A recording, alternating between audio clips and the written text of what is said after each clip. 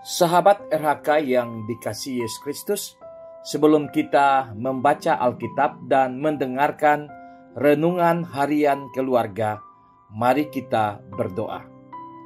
Tuhan Yesus yang baik, tolonglah kami memanfaatkan setiap kesempatan yang ada untuk membagikan firman-Mu, termasuk di hari ini, agar orang lain dapat menemukan pengharapan dan penghiburan di dalam-Mu. Amin. Pembacaan Alkitab hari ini, Minggu 23 April 2023, terambil dalam Injil Yohanes pasal 20 ayat 19 sampai 20.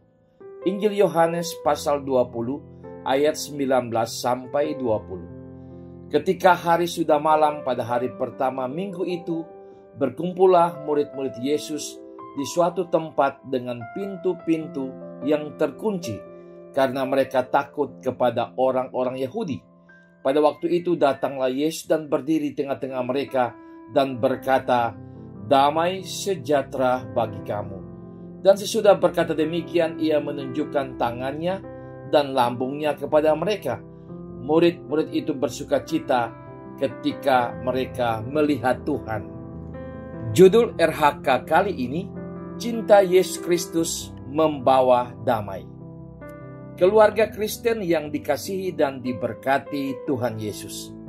Sering kita mendengar ada pelanggaran beribadah dan pendirian rumah ibadah, sehingga ada jemaat Kristen harus beribadah sembunyi-sembunyi karena takut. Tekanan, pengusiran, dan penganiayaan terhadap orang yang beribadah sering dialami, dan yang lebih parah lagi, adanya penolakan mendirikan rumah ibadah atau membongkar rumah ibadah yang telah atau sementara dibangun. Pemimpin agama Yahudi sangat membenci Yesus Kristus dan murid-muridnya. Setelah Yesus Kristus disalib dan mati, murid-muridnya lari bersembunyi karena takut ancaman pemimpin agama Yahudi. Mereka berkumpul di suatu tempat dengan pintu-pintu yang terkunci. Yesus Kristus datang secara ajaib, berdiri di tengah-tengah mereka dan berkata, "Damai sejahtera bagi kamu." Eirene homin. Ungkapan salam saat berjumpa dengan orang lain atau sahabat, teman, dalam keadaan aman, damai, tenang, tanpa gangguan. Yesus Kristus menunjukkan bekas-bekas luka di tangan dan lambungnya untuk membuktikan kepada muridnya bahwa benar ia adalah Yesus Kristus yang telah disalibkan dan mati, namun sudah bangkit. Melihat kenyataan tersebut, para murid bersukacita, bersuka hati, bergirang hati, berjumpa dengan Yesus Kristus yang bangkit, mengubah ketakutan menjadi sukacita. Keluarga Kristen yang dikasihi dan diberkati Tuhan Yesus.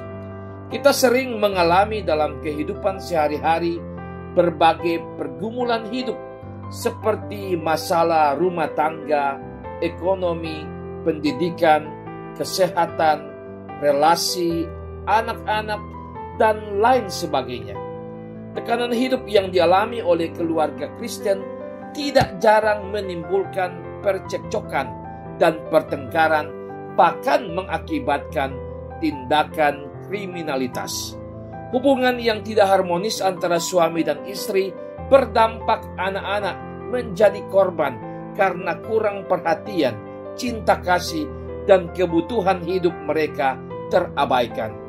Sebagai keluarga Kristen, marilah kita menyelesaikan persoalan rumah tangga dengan tetap tenang, menjaga suasana kehidupan keluarga yang penuh kasih, perhatian, saling menolong atau membantu, dan saling mendoakan yang pada akhirnya memberikan suasana hati yang dipenuhi sukacita iman. Yakinlah kita memiliki Tuhan yang hidup, dan pasti Tuhan peduli dan menolong kita yang mencari Tuhan, percaya dan taat kepadanya. Amin. Mari berdoa.